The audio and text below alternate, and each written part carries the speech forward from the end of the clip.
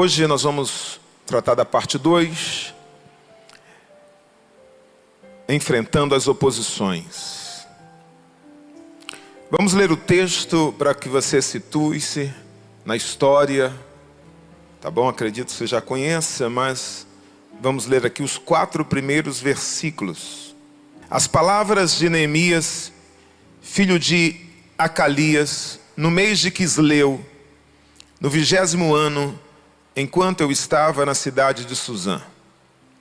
Anani, um dos meus irmãos, veio de Judá com alguns outros homens, e eu lhes perguntei acerca dos judeus que restaram, os sobreviventes do cativeiro, e também sobre Jerusalém. E eles me responderam: aqueles que sobreviveram ao cativeiro e estão lá na província, passam por grande sofrimento e humilhação.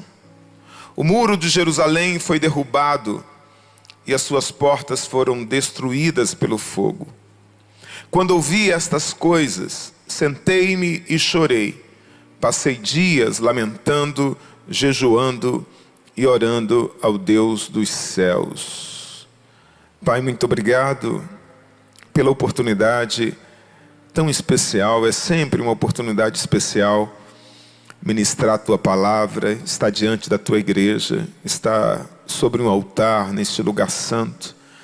De todas as pessoas, eu sou a menos digna, a mais improvável, e ainda assim a Tua bondade, a Tua misericórdia me escolheu.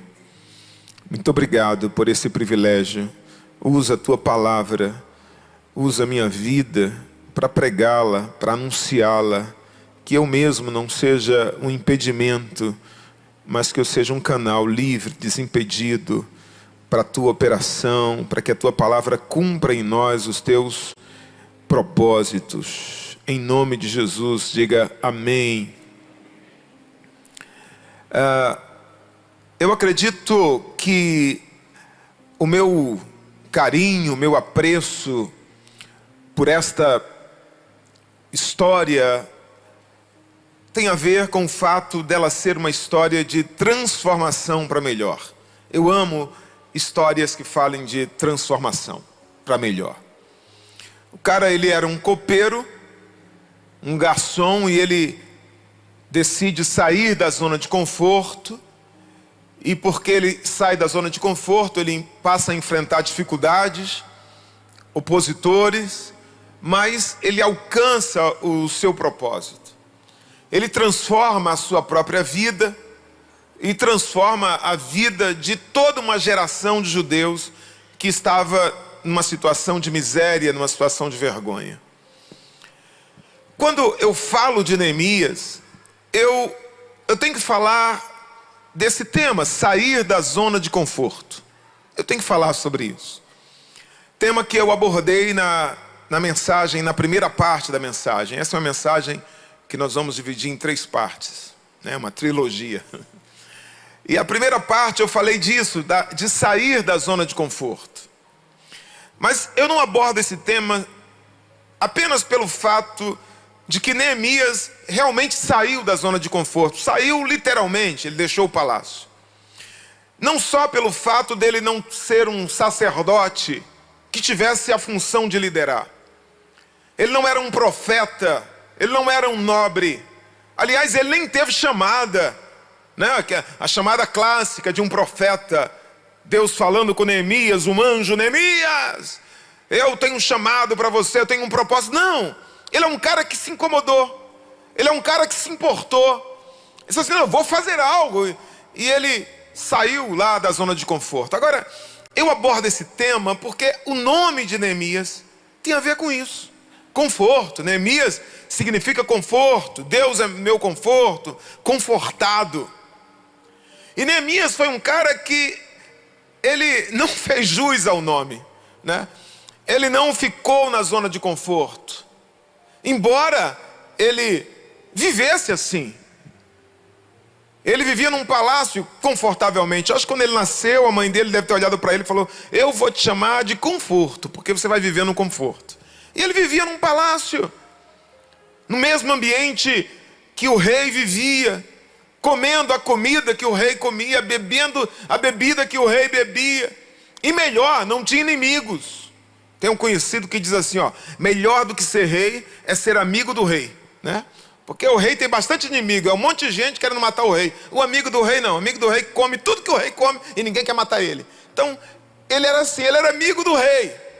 Tudo estava tranquilo e favorável para Neemias.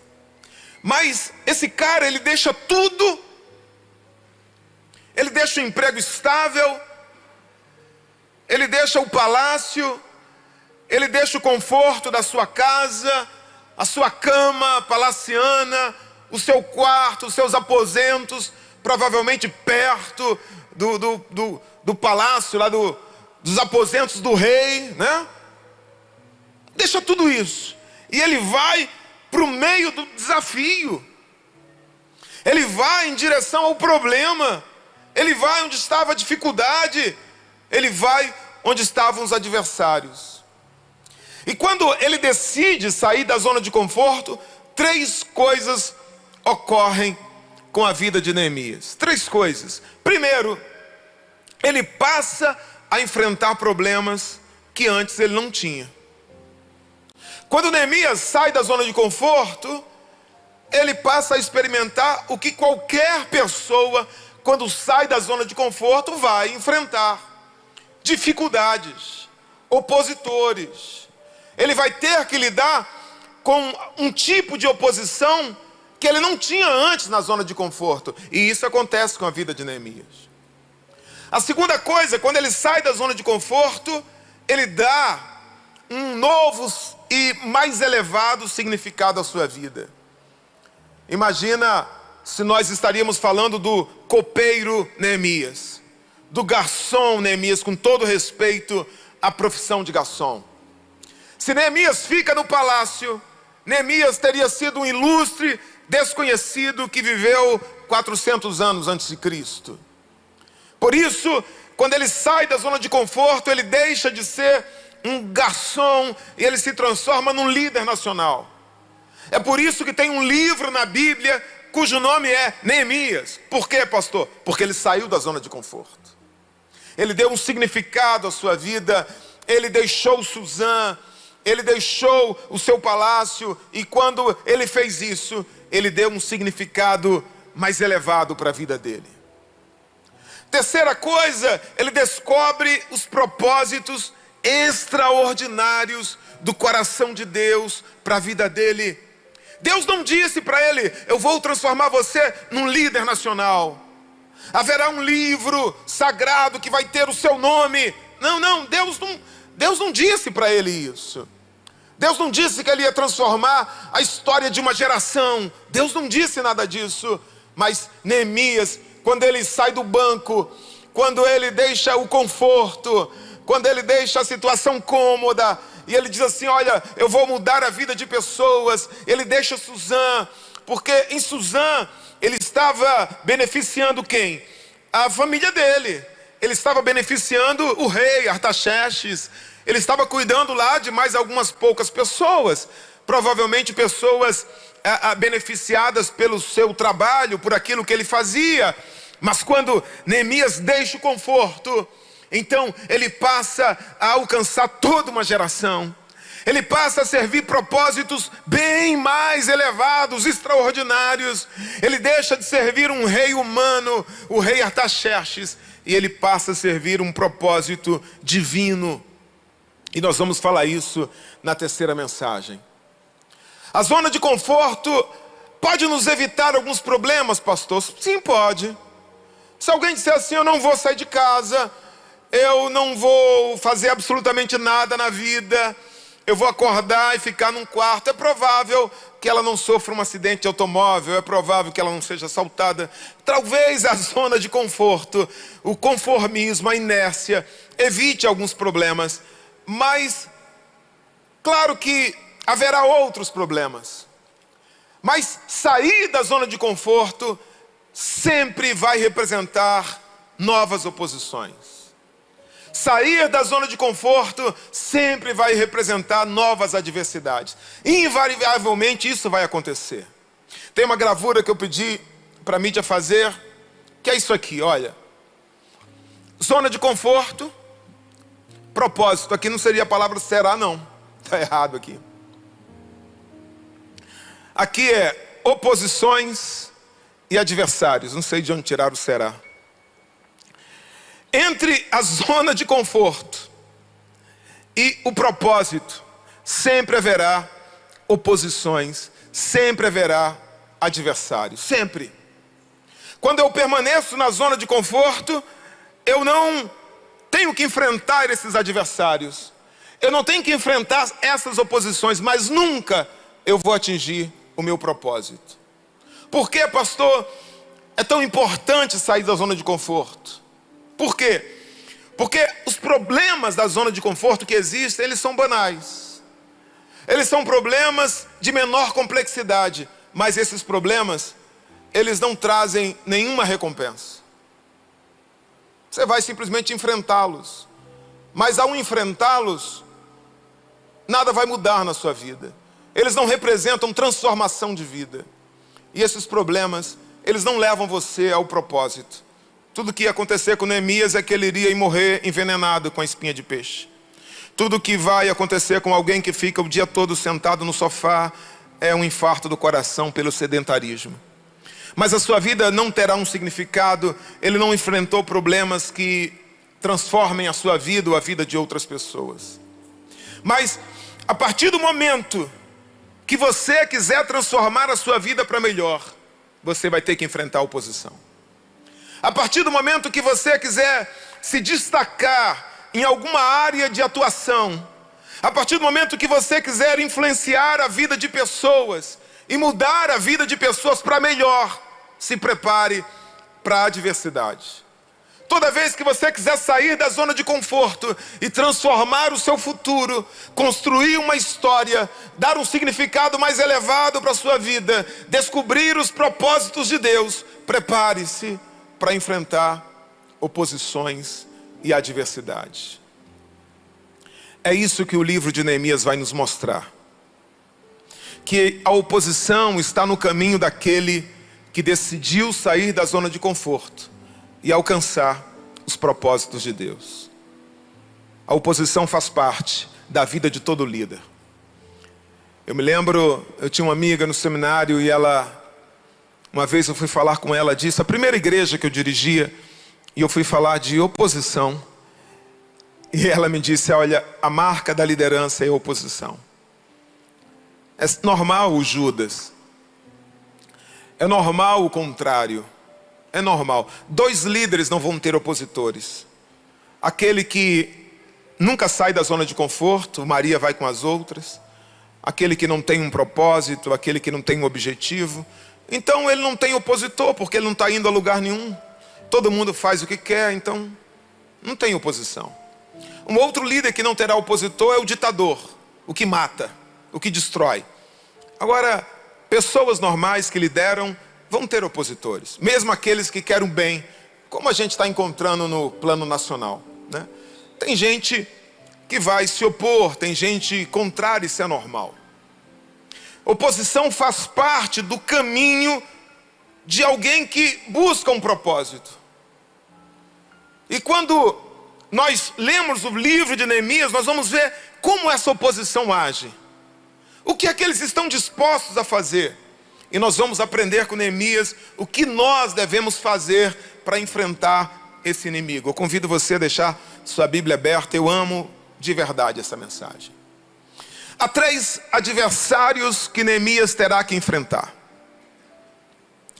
3 nomes que a Bíblia cita entre os seus principais adversários. Diga comigo, Sambalate, Tobias e Gesem.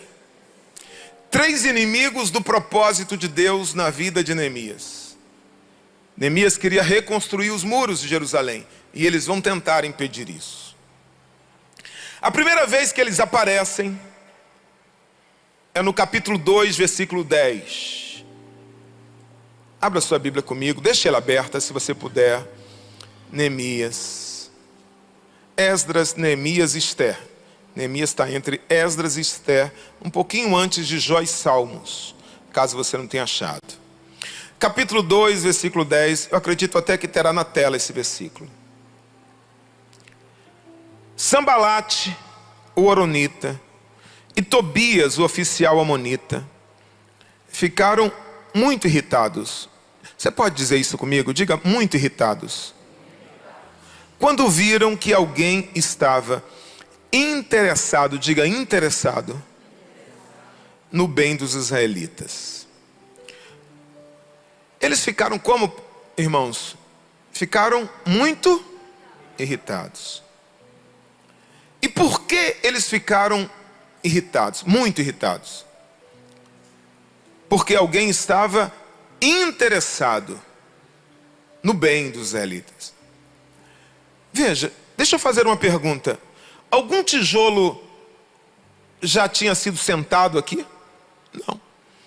Alguma parte do muro já tinha sido construída aqui? Diga, pode dizer, não, estou vendo os irmãos assim porque a máscara, né? Não, diga não. Não. O que havia aqui, pastor? Havia o interesse. Havia a simples intenção. Veja, até aqui os inimigos não são sequer citados. Pode olhar a sua Bíblia em casa, leia. Todo o capítulo 1, os 9 versículos anteriores do capítulo 2, não falam de Sambalate, não falam de Tobias, não falam de Gesem, não há adversários. Por quê, pastor? Porque o povo está na miséria. Porque o povo está na pobreza. Porque o povo está vivendo em meio à humilhação. Porque nada tinha sido feito. Mas, quando surge a intenção, quando alguém menciona o interesse de reconstruir a cidade, nesta hora aparece Sambalate. Nessa hora aparece Tobias. E eles vão estar muito irritados.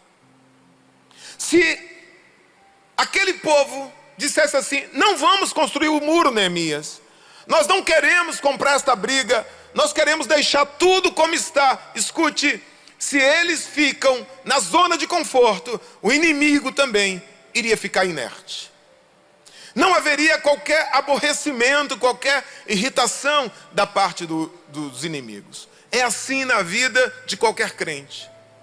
Se você se acomodar e disser assim, tá bom, eu não vou fazer campanha, eu não vou orar, eu não vou jejuar, eu não vou buscar mudar a minha casa, eu vou aceitar a humilhação, eu vou aceitar a afronta, eu vou aceitar a vergonha, eu vou aceitar a pobreza, eu vou aceitar o pecado. Tá bom, o inferno também vai dizer, tudo bem, tá tudo certo. Mas a partir do momento que você disser assim, não, eu vou me levantar, não, eu vou lutar, eu vou começar a orar, eu vou começar uma campanha, eu vou começar a jejuar, começa a pipocar problema. Começa a coisa que estava enterrada a desenterrar. Começa a coisa... É assim ou não é, irmão? Quem já experimentou isso na vida? É assim.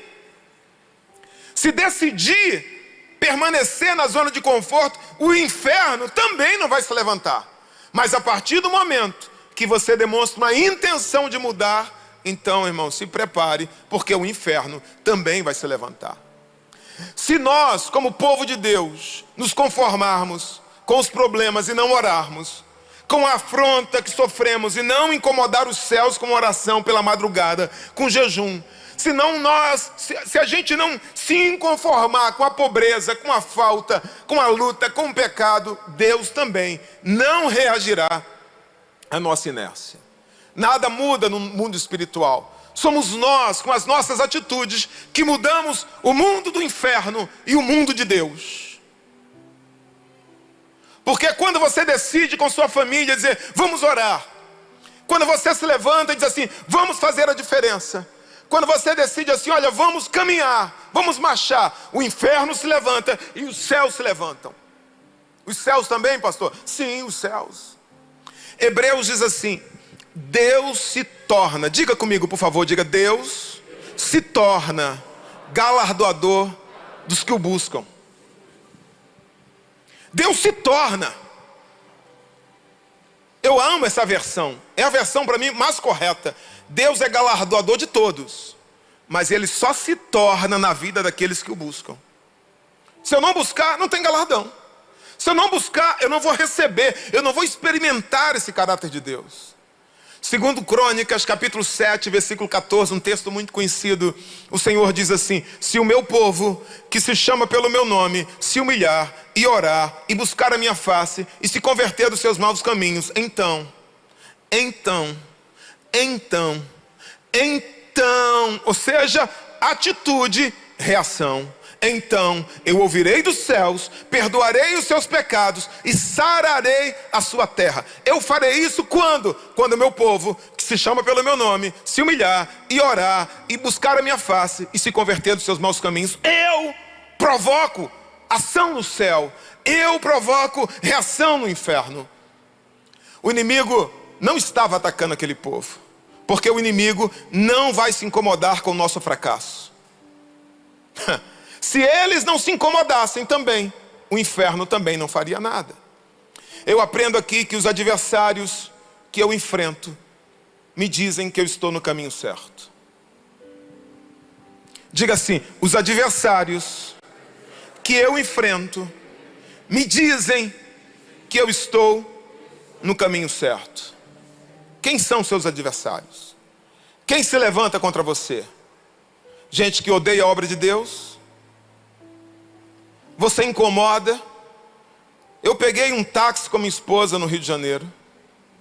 Eu peguei o táxi. Irmãos, era uma corrida que ia dar mais de R$100, não é isso, meu irmão? O taxista começou a criar problema. Disse assim: não vou ligar o ar, não vou fazer isso. Até que eu pedi para ele parar. E eu comecei a ver um monte de símbolos de uma religião presas assim no retrovisor do carro. E a nossa presença gerou tanto incômodo nele que eu nunca vi, ele preferiu perder a corrida. Quem lhe odeia? Quem se levanta? Ah, meus amigos são pessoas que não têm nada com Deus, que não amam a obra de Deus. Tem algo errado, porque Jesus falou que o mundo nos odiaria. Mas quem se levanta contra você é gente mentirosa, é gente que não tem Deus na vida, é gente fofoqueira, é gente que nunca construiu nada em prol do próximo. Então se alegre, continue, porque isto é a prova de que você está no caminho certo. Ah, pastor, Satanás levantou pessoas contra mim lá no trabalho. Ah, pastor, Satanás está levantando adversários contra mim, pessoas que têm feito isso, feito aquilo. Amém, é normal. Você está fazendo a obra de Deus, você está buscando a Deus, você está jejuando. Então é normal. Normal o quê, pastor? Normal ele estar irritado. Agora pensa o seguinte: se ele está irritado, você está no caminho certo. E tem outra coisa: Deus está feliz com você. Que isso é a vida de crente.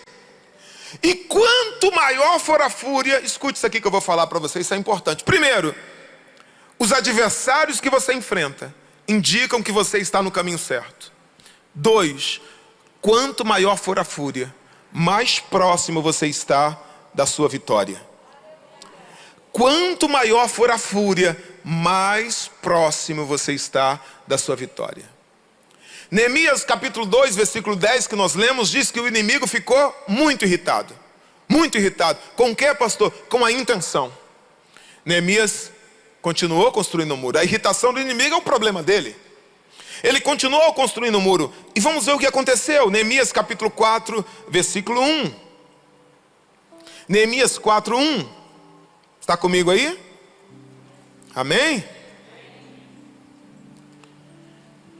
E sucedeu que, ouvindo Sambalate, que edificávamos um muro, ardeu em ira, e se indignou muito, e escarneceu dos judeus.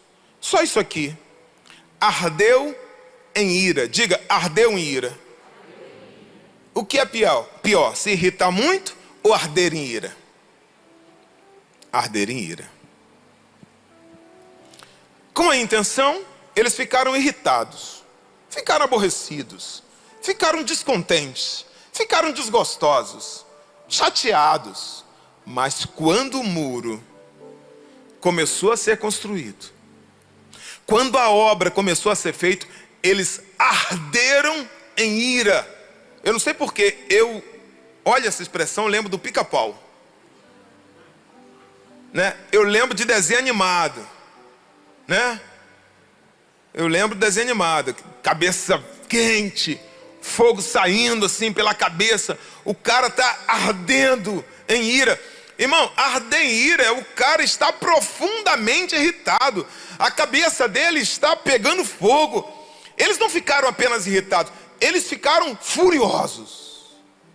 Ou seja, quanto maior a ira, mais próximo estou da bênção. É uma indicação de que eu estou no caminho certo. Quando eu era criança, tinha uma brincadeira que a gente brincava, chamada de cabra cega ou cobra cega, depende do lugar do Brasil. Nenhuma criança hoje sabe o que é isso, porque não fizeram uma versão para videogame de cabra cega, nem de cobra cega, então eles não sabem, né? Desde que o João Vitor fez 8 anos que eu desisti de comprar brinquedos para eles, porque tudo é só videogame. É ou não é, irmão? Mas na nossa época tinha época de pipa, né? Tinha um amigo à tarde que ficava todo dia lá, pum, começava a jogar bola lá na quadra, pá, pá, chutar a bola no muro. A gente escutava, pá, pá, a bola, era aquela dente de leite, né? Pô, vai começar a pelada, ia todo mundo para lá. Aí tinha bola de gude, que a gente chamava de biloca. Pá, biloca. Bola de gude. Tinha gente que fazia carrinho de rolimã. Carrinho de rolimã então, cara, maneiro. De vez em quando tirava jogava futebol, às vezes, quando tem quadra, mano, era um campo assim, ó, de descida. Era meio tempo para lá, meio tempo para cá. Quem jogasse de cima para baixo tinha vantagem. Eu estou caminhando no shopping, de repente eu encontro um cartaz bem grandão assim, ó. Derrubou o chinelo é trave. Aí eu falei, entendeu, meu irmão, o que é isso? Não tenho a menor ideia. Derrubou o chinelo é trave. Eu falei, isso é mistério. Isso é mistério. Só entendi isso que era assim ou não é? Derrubou o chinelo é trave. Pô, mas foi no meio. Não, derrubou. Derrubou o chinelo é trave, meu irmão. Não é gol, não. Ela não entendeu nada. Mas eu entendi, tive infância, né? E época de pipa, meu irmão. Caramba, eu ficava da cor disso aqui, ó, da cor dessa caixa. O dia todo, aquele negócio de pipa. Era o dia todo na rua soltando pipa. Hoje não tem mais. Peão, tinha época de peão. Tinha época, as brincadeiras tinham época, né? Época de peão. Não sei se no Paraná é aqui. Na minha infância era assim, naquela época. Tinha épocas, né? Hoje não. E uma das brincadeiras, tinha essas brincadeiras, né? Na escola tinha garrafão, que era muito maneiro. Garrafão, legal pra caramba. De vez em quando um quebrava o braço. Pera, uva, maçã, salada mista. Mas eu era crente. De brincar, não dava pra brincar direito essas coisas não, né? Até gostava, né? É legal, quando caía com a menina certa era maneira. Caía com a menina errada, não, aí não era legal não. Né? Anel, passar anel. Uma das brincadeiras é cabra cega. Como é que? Cabra cega assim, vendo o olho do cara assim, né? O olho da pessoa, dá aquela rodada assim, a pessoa fica meio tonta e tem que chegar nessa TV aqui. Por exemplo, a pessoa tem que chegar nessa TV aqui. Aí, a pessoa está sem direção, com os olhos vendados, né? Aí a pessoa vai para cá. Aí o pessoal fica falando, tá frio, né? A pessoa se aproxima, tá esquentando, né não? Aí a pessoa perdida fica, ih, tá gelada, tá gelado, ih, tá muito gelado, tá abaixo de 0. Aí a pessoa, tá esquentando, ó, não, esfriou, tá esquentando, tá esquentando. Era assim ou não é? Aí, ó, tá esquentando, tá esquentando. Quando eu era criança, falava assim. A pessoa chegava assim e falava, tá pelando. Aí falava assim, aqui também, fala. Tá pelando. A pessoa sabia que estava pertinho ali de encosta. Veja, irmãos, é exatamente isso no mundo espiritual. Quanto mais distante você está do seu propósito, mais frio, mais gelado o inimigo vai estar. A luta vai estar. E quanto mais perto, mais quente. Quanto mais perto, mais quente. Quanto mais perto, mais quente. Eu entendo que quando ele diz assim, está ardendo em ira, quando o inimigo estiver muito irado, quando a fúria do inimigo se levantar contra você, quanto maior, escute, mais perto, mais perto, mais perto você vai estar da sua vitória. Quem entende, dá um glória a Deus aí, dá um glória a Deus aí, aleluia. Aleluia. A vitória está chegando, você entende isso? Diga amém. Entende? Porque às vezes as lutas vão se levantar de uma maneira que você não entende. É porque você não vê, é porque você não sabe. Mas o inferno está vendo. O mundo espiritual já ouviu a ordem que está vindo dos céus para você. Por isso que ele está se levantando. Por isso que ele está tão indignado, tão irado. É porque você está pertinho da sua vitória. Agora veja o que o inimigo vai fazer para tentar impedir. Capítulo 2, volte para o capítulo 2, versículo 19. Capítulo 2, versículo 19. O que, ouvindo Sambalate, o Horonita e Tobias, o servo Amonita e Gesem, o Arábio, zombaram de nós. Diga, zombaram de nós. Eles vão tentar desacreditar você. Olha o que diz o versículo 1 do capítulo 4. E sucedeu que, ouvindo Sambalate, que edificávamos o muro, ardeu em ira e se indignou muito e escarneceu dos judeus. Eles zombaram do povo. Vocês são fracos. Vocês não são ninguém. Zombaria. Segundo, eles vão julgar suas intenções. O versículo 19 que nós estávamos lendo, do capítulo 2. E disseram, que é isso que fazeis? Quereis rebelar-vos contra o rei? Vocês são rebeldes. Vocês estão fazendo isso, vocês são puxa-saco. Vocês são interesseiros. O irmão do Davi falou isso para ele. Você é interesseiro. Gente que vai julgar a intenção, te colocar numa situação difícil para impedir você no seu propósito. Eles vão evidenciar suas fraquezas. Olha o versículo 2 do capítulo 4. E falou na presença de seus irmãos e do exército de Samaria e disse, que fazem estes fracos judeus? Eles alardeiam diante de pessoas importantes, diante de um grupo. Vocês são fracos. E diga assim, é verdade. É verdade, o povo era fraco. O povo estava fraco emocionalmente, o povo estava fraco fisicamente, o povo estava fraco economicamente, espiritualmente. Esse é o papel do inimigo, evidenciar as tuas impossibilidades, evidenciar as tuas fraquezas. Que fazem estes fracos judeus? O original aqui é mirrado. O original aqui é uma flor que está murchando, essa é a ideia. Eles vão duvidar do seu propósito, eles vão dizer assim, eles vão reconstruir o muro. Será que eles vão conseguir restaurar o muro? Eles vão desacreditar de que você vai conseguir aquilo que você está tentando. Ele acha que vai passar nessa prova?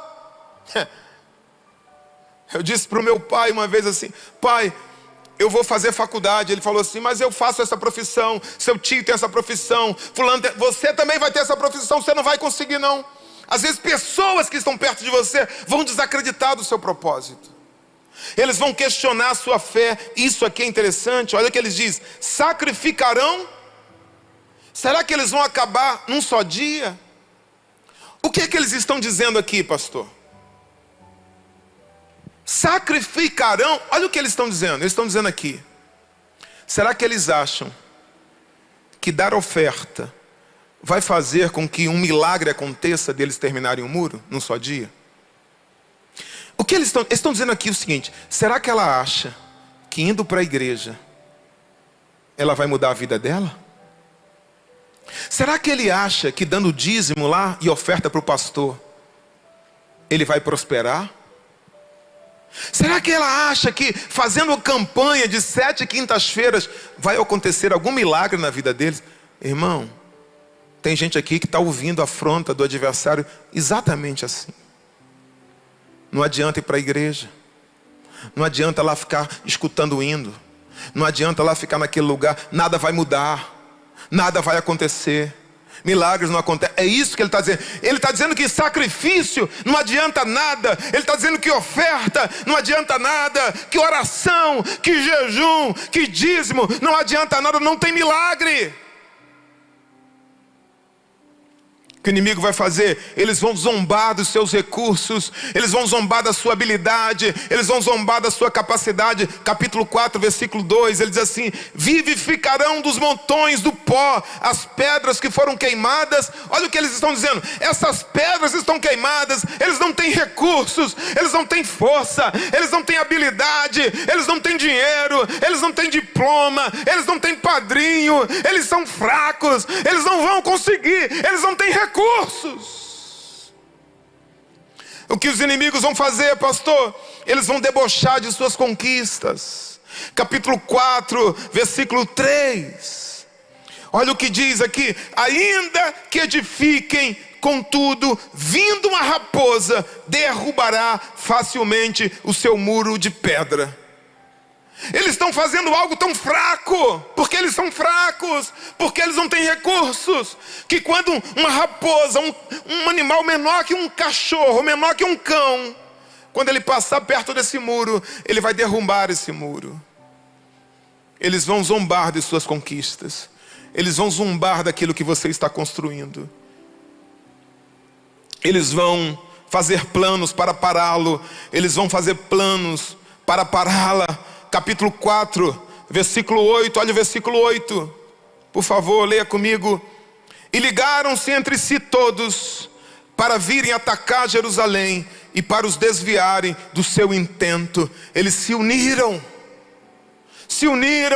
vamos parar o propósito, vamos parar o intento. Versículo 11. Disseram, porém, os nossos inimigos: nada saberão disso, nem verão, até que entremos no meio deles e os matemos. Assim faremos cessar a obra.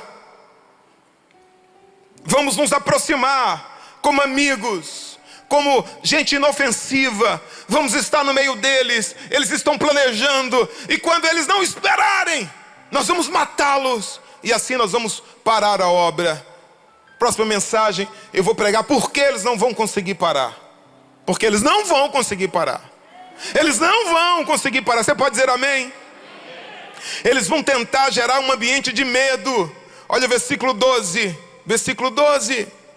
E sucedeu que, vindo os judeus que habitavam entre eles, 10 vezes nos disseram que de todos os lugares tornavam a nós. O pessoal judeu que estava perto deles via assim: ó, eles estão vendo, eles estão vindo, sem que vocês esperem, eles vão atacar. Tem inimigo por todos os lados, gerando um ambiente de medo. Irmão, eu vou te dar um conselho. Há algum tempo atrás eu estou vendo que existe uma indústria do medo, e alguém ganha com isso.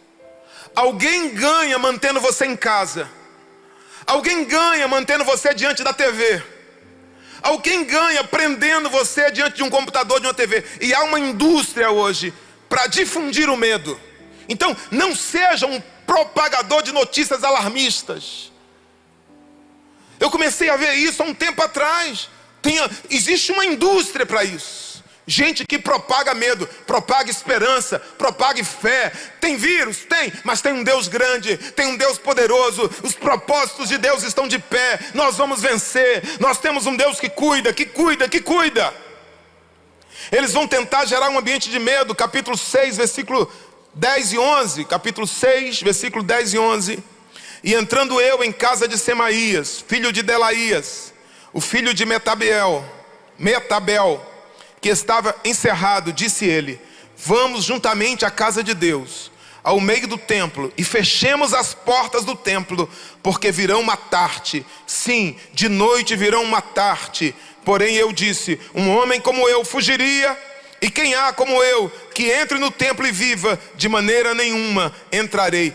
Ele queria envergonhar Neemias. Neemias, vamos trancar dentro do templo, não saia não. Eles queriam, prender Neemias. Para quê, pastor? Parar o propósito. Parar o propósito. Deixa eu fazer uma pergunta para você. Por que a ira? Por que a insistência em parar a obra? Se o povo era fraco, se o muro era fraco, por que se incomodar com um povo tão pobre? Por que se incomodar com um povo tão humilde? Por que a ira? Eles eram tão poderosos. Por que se preocupar com murunês? Parou para pensar nisso? Por que o incômodo? Por que a irritação? Que coisa interessante, não? Um povo miserável, um muro que até uma raposa destruiria, despreza isso. Irmão, eu não vou me preocupar com uma coisa que o dia que eu precisar destruir é só abrir dá um soquinho que derruba. Então eu não vou me preocupar. Mas eles estão preocupados. Eles estão incomodados. Sabe por que se preocupar?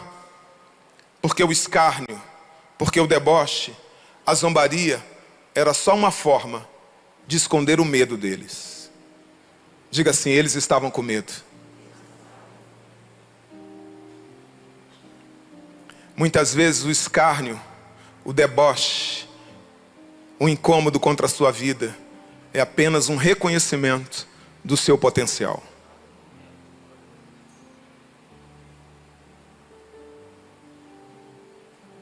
Não era assim? A menina te desprezava? A menina tratava mal? Na verdade, ela estava interessadíssima.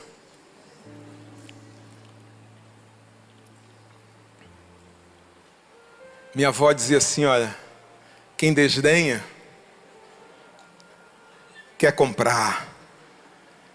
Sabe por que estão falando mal? É porque está mexendo com eles. Sabe por que estão zombando? É porque eles estão com medo. O deboche é um reconhecimento do teu potencial. O desprezo é um reconhecimento daquilo que Deus está fazendo na tua vida. Para encerrar, há 3 coisas que Neemias fez que nós temos que fazer diante da oposição. Primeiro, diga assim, ele continuou trabalhando. Por que você quer parar, meu irmão? Por que você quer parar, minha irmã? É isso que o inimigo quer. Pastor, mas o inferno se levantou. Vai se levantar. Você vai desistir do propósito de Deus. Você vai aceitar a afronta. Você vai aceitar a proposta do adversário, porque é isso que ele quer. O que é que ele quer, pastor? Ele quer parar você. Ele quer que você veja as suas fraquezas, as suas limitações, e podem ser verdadeiras. Mas sabe o que acontece? Neemias diz lá no capítulo 2, eu não queria falar hoje não, mas tem que falar. Ele diz assim, a boa mão de Deus está sobre mim. Escute, sabe o que importa?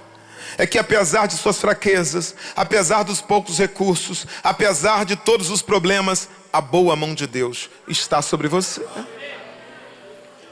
Lembre-se, quanto maior a oposição, quanto mais intensa for a investida de Satanás, mais perto do propósito você está. Então não desista, não pare por causa da oposição, irmão. Não pare. Quando nós estamos fazendo a obra de Deus, irmãos, haverá momentos que nós vamos encontrar tantas dificuldades, nós vamos passar por tantos momentos de desânimo, que nós pensamos em desistir. Quando chega no 39º, 38º dia lá, né, do jejum, a fome é intensa, a dificuldade é intensa, Satanás vai tentar, mas vença esse momento. Vença. Quando você achar que não suporta mais, não jogue a toalha. Deus não vai dar prova maior do que você possa suportar. Junto com a prova Ele dará o escape. E após passar isso, escute, você será levado a um novo tempo. Virão os anjos para servir. Virá o conforto de Deus. Virá o renovo de Deus. É Deus levando você a um novo patamar.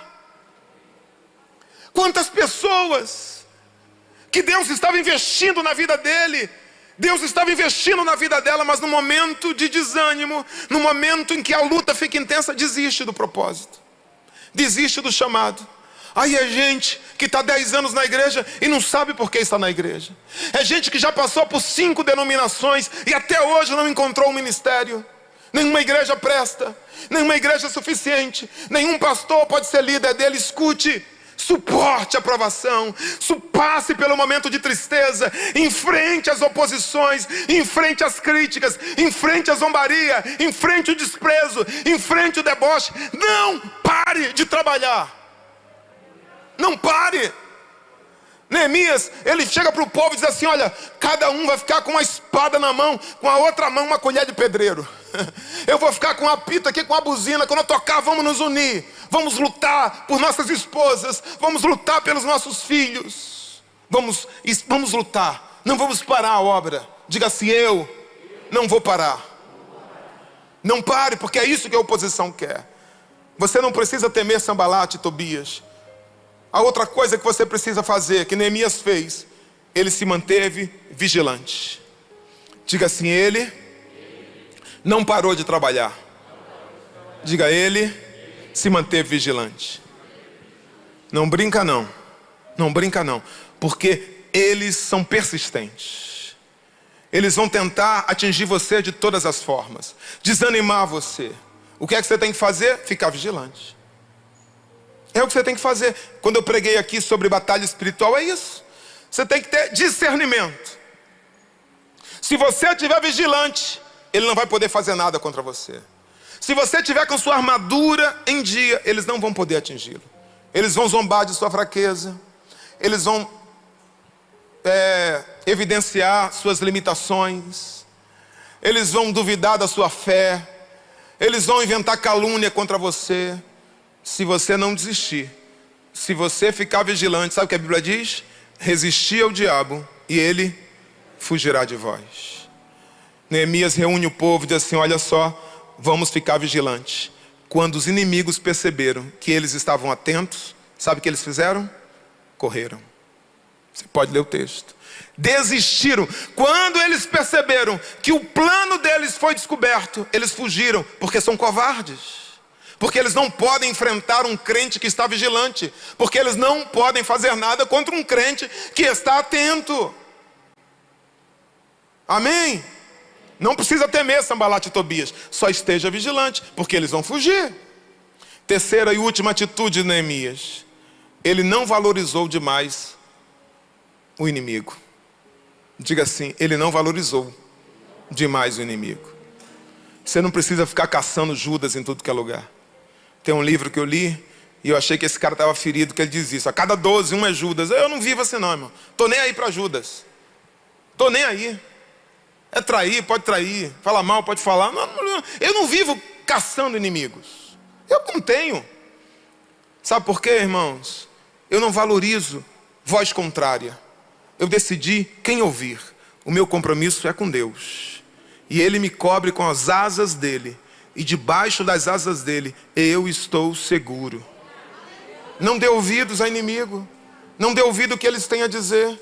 Olha, isso aqui, mandaram uma indireta para mim nas redes sociais. Olha o que estão falando. Ai, meu Deus, eu vou parar. Olha a crítica. Olha, irmão.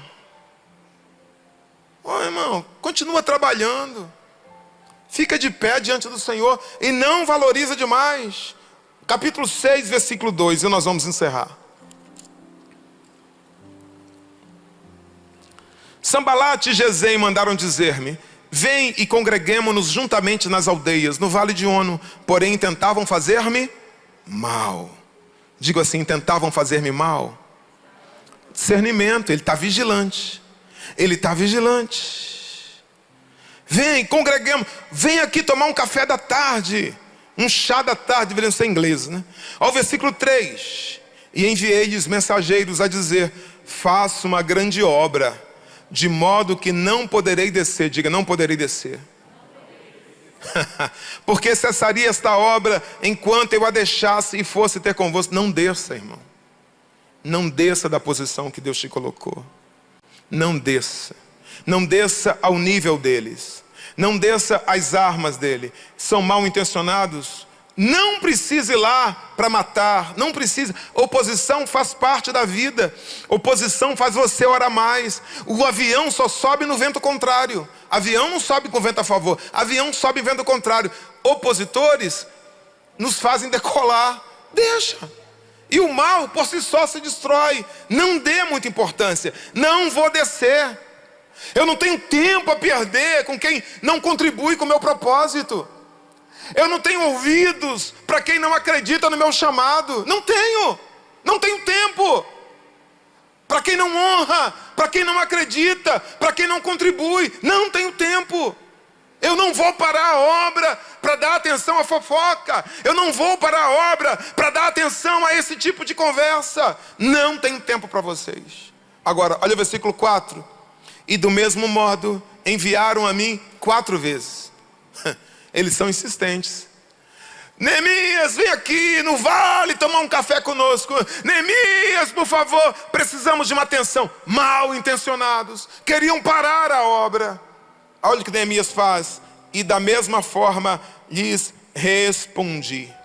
Os caras estão insistindo, mas a resposta é a mesma. Não tem tempo para vocês. Não tem tempo para tititi. Não tem tempo para esse tipo de conversa. Eu contei aqui, eu vou contar de novo, porque faz parte dessa mensagem. 2 sapinhos estavam andando no brejo. Faz som de sapo aí no teclado, sabe fazer? Rap, rap, rap, rap. Então lá. Uma irmã falou, pastor, eu fiquei uma semana na cabeça só imitando sapo. Rap, rap, rap. Caíram os 2 sapinhos dentro do poço. Poço fundo. Estão lá no fundinho do poço e estão tentando sair do poço. Rap, rap, rap. Mas o poço era muito alto. Eles chegavam ao meio do poço, mas não passavam do meio do poço. Aí para uma sapinha lá. Para lá, assim na borda do poço. Aí olha para eles e fala assim, não dá para sair daí não. É melhor vocês desistirem. Não tem como, é muito alto. Vocês são fracos. Vocês são pequenos. Vocês não têm condição. É melhor desistir. Aí, mas eles não dão ouvido. A sapinha inexperiente, novinha, não sabe de nada. Eles estão pulando. Aí para um outro sapo. Para 3, 4 sapos. Para 5 sapos. Eps, desiste, cara. Não dá, é muito alto, vocês não vão conseguir. Mas eles continuam, rap, rap, rap, rap. Aí daqui a pouco para mais sapos e mais sapos. Daqui a pouco está a sapada toda ali na boca do poço. Aí para um sapão mais experiente, fala assim, ao lado de vocês aí tem a caveirinha de sapo. Aquela ali é meu primo que caiu aí, 2 anos. Tem outra caveirinha de sapo ali, tá vendo? Caiu aí, já era. Aí um dos sapinhos olha assim para a caveira. Olha para outra caveira. Olha para a altura. E desiste. Eu não vou perseverar. Começou a ouvir, meu adversário, você desiste. Começou a ouvir esse sapo. Não teve ninguém para dizer, vamos lá. Né? Não para, não tinha ninguém. Todo mundo. Não dá. É muito difícil passar nessa prova. Você não tem condição de comprar uma casa aí. Para de sonhar com esse tipo de casa. Para de sonhar com esse tipo de vida. Você nunca vai viajar para esse lugar. Você nunca vai ter esse ministério. Você não sabe pregar assim. Você não sabe cantar assim. É melhor você desistir. Você não tem talento. Você não tem força. Você não vai conseguir. Mas teve um sapinho, irmão, que não parou. Ele continuou. Rap, e aí o sapo, não dá, para. E quanto mais gritavam, mais ele pulava, mais ele pulava, mais ele pulava. E foi ficando forte, e teve uma hora que ele pulou. Aí a patinha dele enganchou assim na fenda, uma fenda assim entre um tijolo e outro. E quando ele pulou, ele pulou e saiu. Saiu porque ele era perseverante? Não, ele era surdo.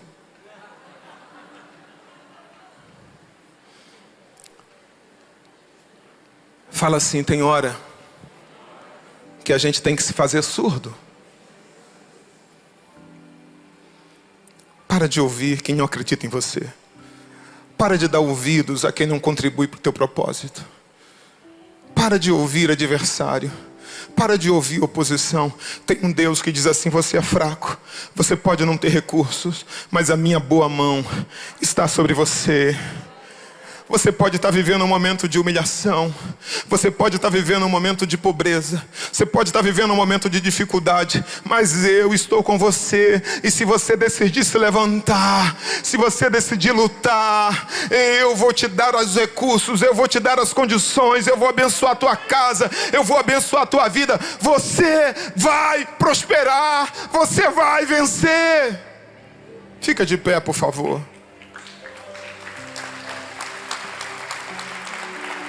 Ô irmão, você é para aplaudir o Senhor, aplauda direito. Aplauda o Senhor. Glória a Deus. Glória a Deus.